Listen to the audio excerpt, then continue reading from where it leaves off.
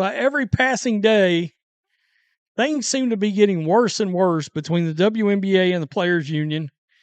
In what should have been a very exciting time, as players, if they would have signed a new CBA, you'd have players jetting all over the place. You would have multiple expansion drafts and all this movement across the league.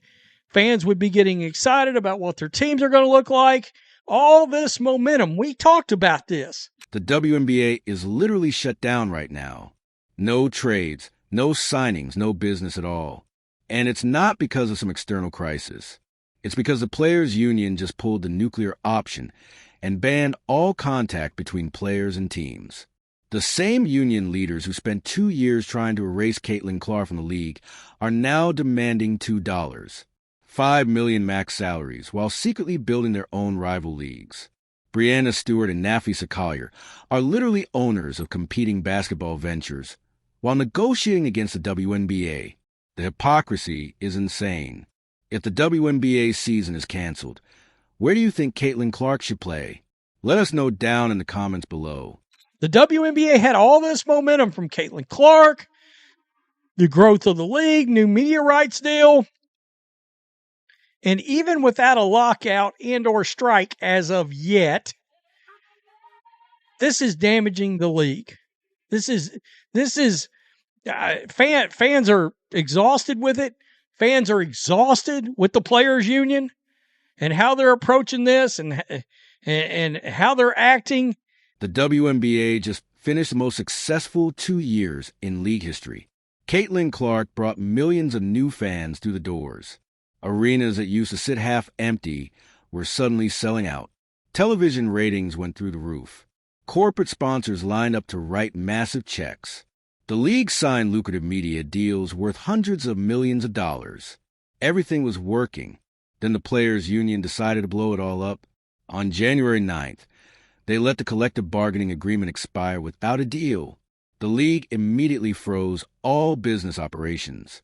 No free agency signings, no trades, no player movement at all. Teams can't even make qualifying offers to their own players. The entire system just stopped working. Grab the superstar, the main attraction, Caitlin Clark, and let's start this league fresh. Get rid of all the old, bitter players that think they're entitled to something. Pay those 5 ladies and move on from scratch. People wouldn't notice the difference. Nobody would say to themselves, oh, wow, the talent has really dropped off this year. Nobody's going to be saying that. In fact, they'll be saying, wow, it's real calm this season. There's not so much complaining and whining going on this season. Here's what the union demanded that made ownership walk away from the table. They want a salary cap of $10, $5 million per team. That's more than double what the league offered. They want maximum salaries of $2, $5 million for individual players. The league's best offer was around $1, $3 million with potential to reach nearly $2 million over time. The union also demanded 30% of gross revenue, while the league countered with 70% of net revenue. These numbers don't even live in the same universe. The timing makes this whole situation absolutely ridiculous. Clark just delivered the biggest ratings boost in WNBA history. Attendance records fell every single week. New fans discovered the sport and fell in love with it. Corporate America finally took notice and started investing real money. The league was positioned to capitalize on unprecedented momentum and grow into something truly special. The WNBA and WNBPA have reached an agreement on a moratorium for league business.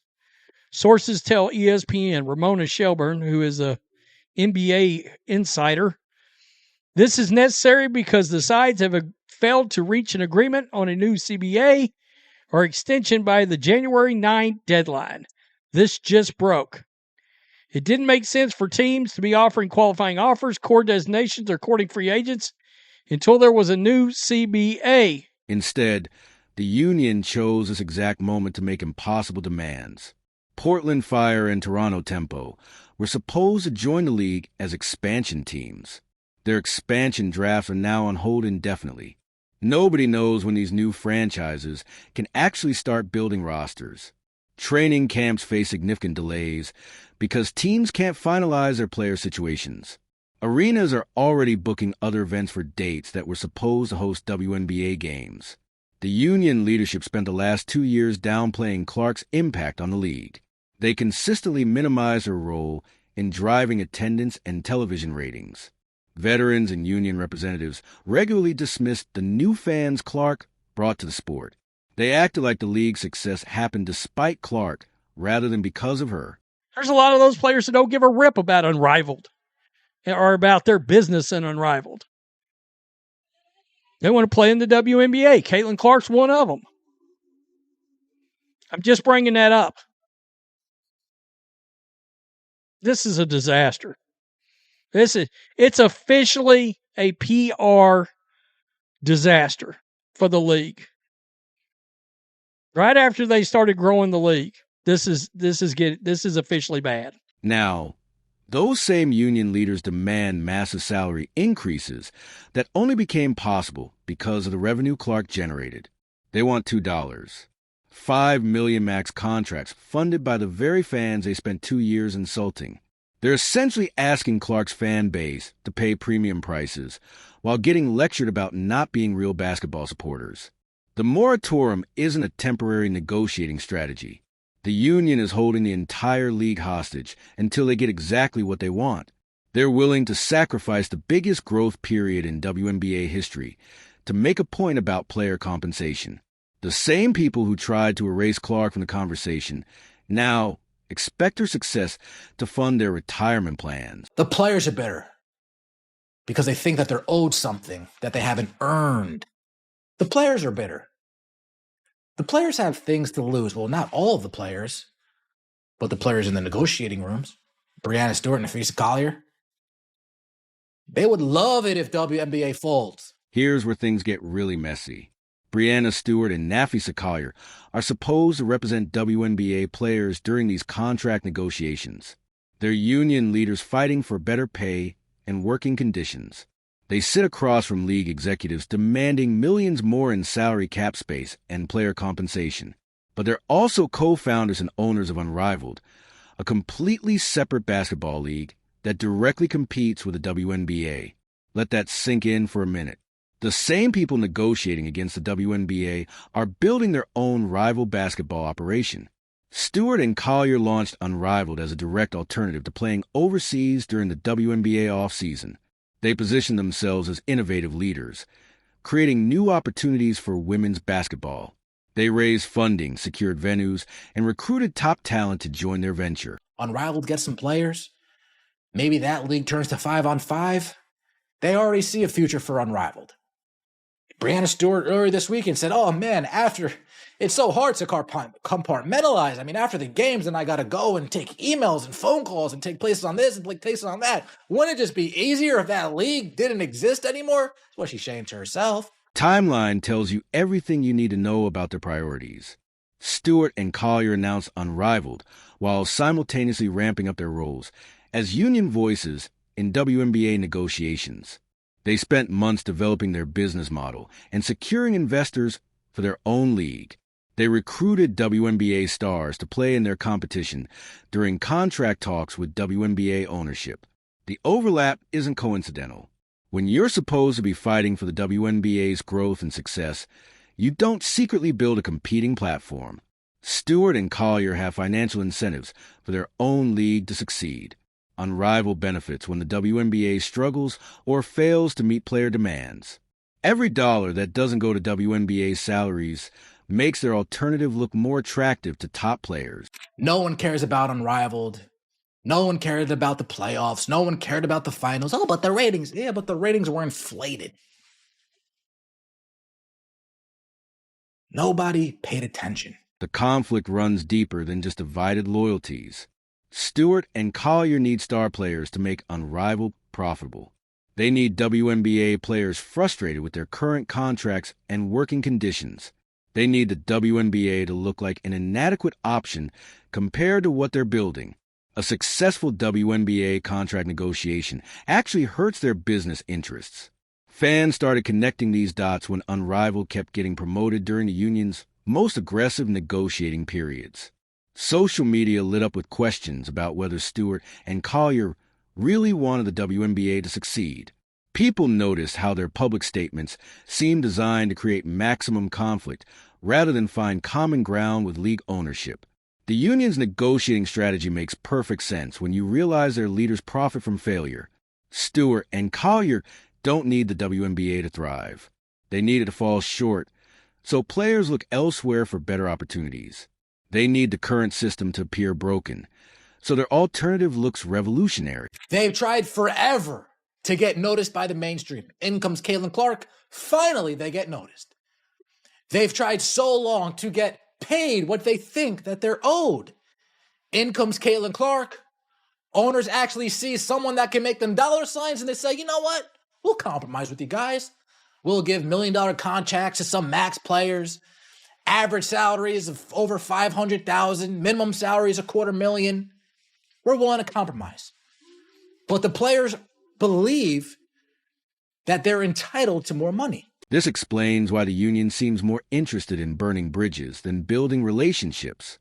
Stewart and Collier aren't trying to improve the WNBA. They're positioning themselves as a solution when it doesn't work.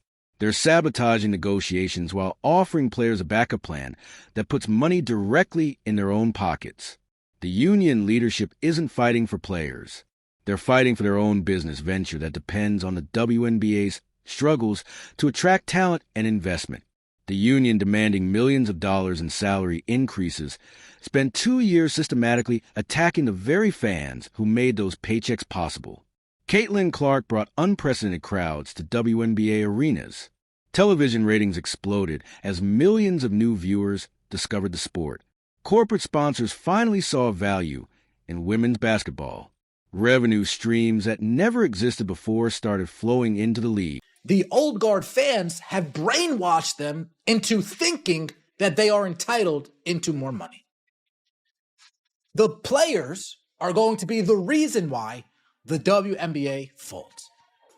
Their ego and their refusal to actually negotiate in good faith. Instead of welcoming this growth, veteran players and union representatives immediately went on the offensive against Clark's fan base. They questioned whether these new supporters were legitimate basketball fans. They suggested Clark's popularity was somehow artificial or undeserved. Union leaders regularly downplayed her impact on attendance and television ratings. They acted like the league's success existed independently of the Indiana Phenom, drawing sellout crowds every night.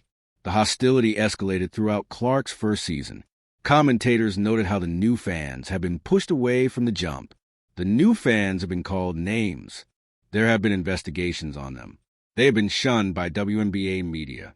They have been shunned from WNBA players.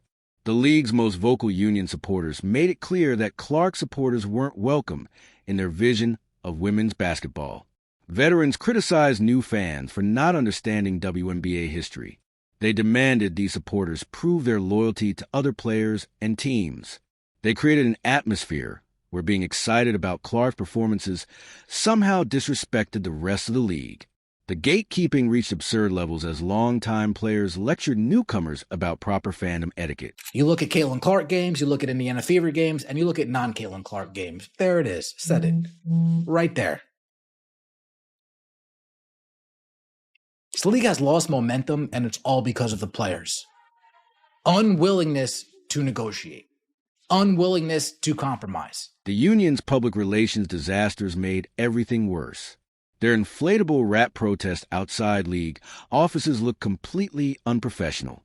Their official statements came across as unhinged, unchecked, emotional statement going at the league, going at the owners. They chose confrontation over collaboration at every opportunity. They burned bridges with media members and fans who might have supported their contract demands. Social media backlash against union-supported players intensified as fans watched their favorite sport get torn apart by politics. Engagement numbers dropped for veteran players who criticized Clark and her supporters. New fans started questioning whether they wanted to invest time and money in a league that clearly didn't want them around. Clark herself stayed completely focused on basketball throughout this chaos. She never responded to veteran criticism or union drama.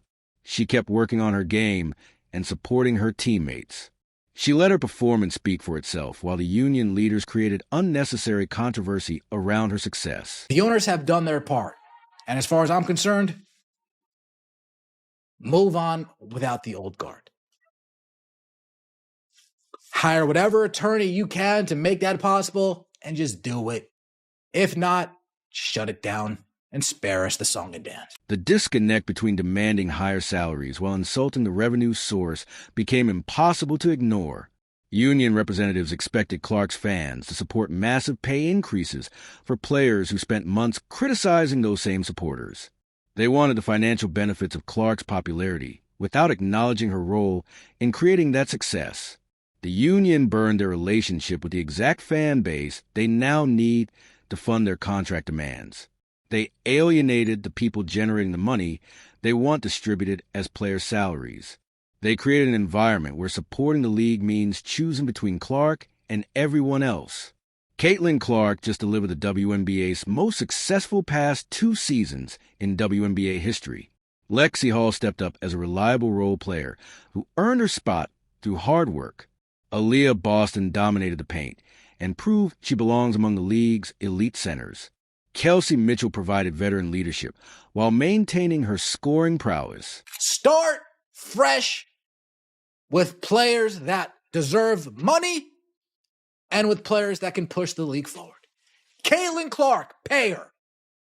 Asia, pay her. Sabrina, pay her. Sophie, pay her. Angel Reese, pay her. And let all the old, bitter, old guard players just fade in the background. Go play it Unrivaled. Go dance at Project B. Do whatever you want to do, but you're not allowed here.